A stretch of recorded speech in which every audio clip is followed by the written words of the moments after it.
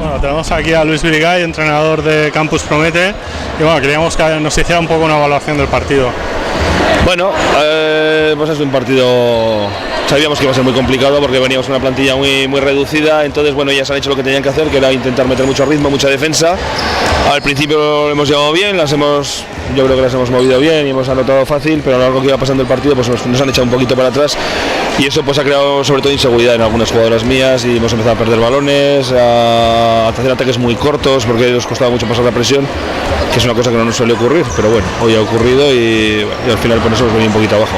Y al final bueno, se van acumulando errores y pasa lo que pasa.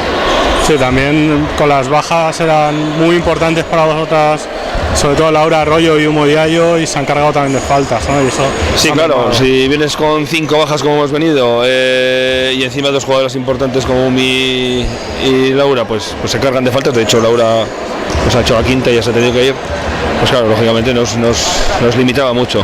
Pero bueno, las ausencias yo creo que hacen un efecto más psicológico que otra cosa, ¿eh? Es decir, yo creo que hoy teníamos equipo aquí para competir el partido y para ganarlo, pero bueno, pues no ha podido ser.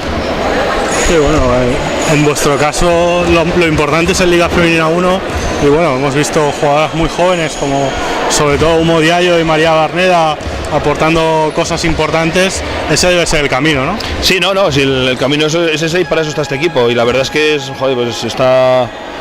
muy satisfactorio ver que chicas que hoy, por ejemplo, este fin de semana no han podido jugar con el Liga 1, pues vienen aquí y juegan 30 minutos. Entonces, bueno, nuestro sistema de tener varios equipos en todas las categorías y que las plantillas se puedan mover, pues permite que las jugadoras, pues todas las jugadoras jueguen y a lo largo de la temporada, según su fase de desarrollo y según las necesidades del club, pues todas vayan jugando.